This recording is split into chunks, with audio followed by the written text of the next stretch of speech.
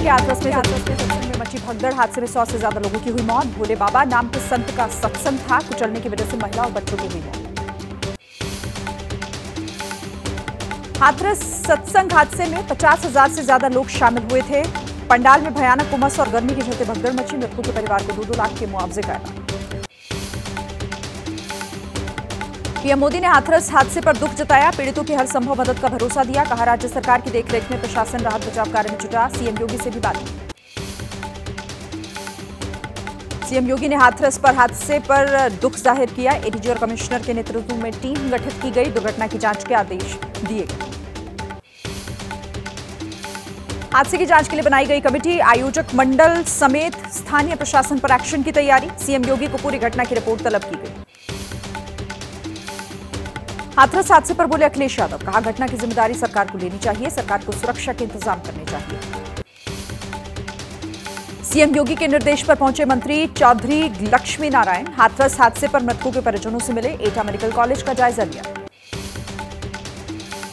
हाथरस हादसे में बड़ा खुलासा। चरणों की धूल लेने के लिए मची भगदड़। हाथरस हादसे के चश्मदीद का दावा।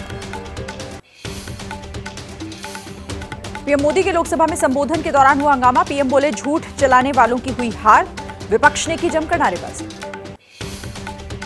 हिंसक हिंदू वाले बयान पर पीएम मोदी का पलटवार। कहा, हिंदू सहनशील है, अपनत्व को लेकर जीता है। कांग्रेस ने हिंदू आतंकवाद का शब्द गढ़ा।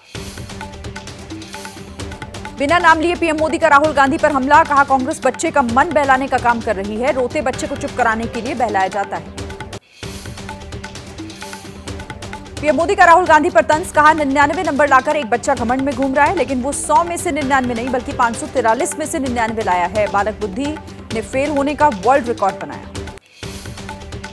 संसद में सियासी घमासान हुआ तेज। ओवैसी बोले, बीजेपी को मुसलमानों से नफरत। बीजेपी के लिए मुस्लिमों की राय अहम नहीं। सदन में सिर्फ 4% मुसलमान। सांसद राहुल गांधी ने लोकसभा स्पीकर को लिखी चिट्ठी। लोकसभा में दिए भाषण में से कुछ हिस्से हटाए जाने का विरोध किया। आपत्ति जताई। कहा, भाषण से हटाए जाने वाले हिस्से बहाल किए जाएं। स्पीकर को चिट्ठी लिखकर राहुल गांधी ने भाषण के हिस्से हटाने का विरोध किया। हर तरह के संवाद के लिए जारी की ईमेल आईडी। लोकसभा में अखिलेश यादव का केंद्र सरकार पर बड़ा हमला। बोले, अवाम ने हुकूमत का गुरूर तोड़ा। हारी हुई सरकार विराजमान। चुनाव में इंडिया की नैतिक जीत। राज्यसभा में स्पीकर और कांग्रेस अध्यक्ष खरगे के बीच बहस हुई। खरगे बोले, मुझे आपने नहीं, सोनिया गांधी ने बनाया। बीजेपी का तंज। कांग्रेस में चाटुकारिता का एक और नमूना। केंद्रीय मंत्री रामदास आठवले का सांसद राहुल गांधी पर आपत्तिजनक बयान। हिंदुओं को आतंकवादी कहने वाले राहुल गांधी खुद आतंकवादी हैं। बीजेपी और पीएम मोदी पर आरोप लगाना गलत।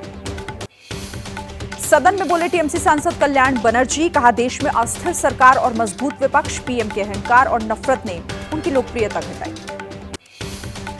भगवान शिव की फोटो सदन में दिखाने पर बोले आम आदमी पार्टी के सांसद संजय सिंह। कहा, शिव जी की फोटो से क्या दिक्कत है? क्या गोडसे या लादेन की फोटो लटका कर आए सदन? राहुल के समर्थन में उद्धव ठाकरे। कहा, बीजेपी जय श्री राम कहे तो ठीक, कोई और बोले तो अपराध। हमें हिंदुत्व ना सिखाए बीजेपी। राहुल के भाषण के हिस्से हटाए जाने पर कांग्रेस अध्यक्ष खरगे का बयान। कहा, सरकार सच्चाई को सहन नहीं करती। हम सच बोलते हैं तो हटा देते हैं। भोपाल में बीजेपी युवा मोर्चा ने किया मार्च का आयोजन। सांसद राहुल गांधी के भाषण को लेकर जताया विरोध। हैदराबाद में बीजेवाईएम के कार्यकर्ताओं का सांसद राहुल गांधी के खिलाफ प्रदर्शन। संसद में राहुल के भाषण के विरोध में नारेबाजी। एनडीए संसदीय दल की बैठक में पीएम मोदी ने सांसदों को अपना आचरण अच्छा रखने का मंत्र दिया। राहुल गांधी का नाम लिए बगैर गांधी परिवार को घेरा। कहा, राहुल के व्यवहार में गुस्सा और हताशा। सेबी ने अमेरिकी शॉर्ट सेलर हिंडनबर्ग रिसर्च के साथ नाथन एंडरसन और मॉरिशस स्थित एफपीआई मार्क किंगडन को कारण बताओ नोटिस जारी किया। सेबी के मुताबिक हिंडनबर्ग रिसर्च और एफपीआई ने भ्रामक डिस्क्लेमर जारी किया। नीट पेपर लीक मामले में एक्शन में है सीबीआई। रिमांड पर 7 आरोपी। सीबीआई की टीम आरोपियों से कर रही है पूछताछ। आमने सामने बिठाकर सवाल जवाब किए। नीट पेपर धांधली मामले को लेकर कल देश भर में इंडिया गठबंधन के छात्र संगठनों का प्रदर्शन। सरकार से दोबारा नीट पेपर कराने की मांग करेंगे संगठन। दिल्ली में नीट पेपर धांधली के विरोध में सड़कों पर छात्र। प्रदर्शनकारियों को पुलिस ने किया डिटेन। पटना में नीट पेपर धांधली को लेकर आरजेडी के स्टूडेंट विंग का प्रदर्शन। केंद्र सरकार के खिलाफ नारेबाजी।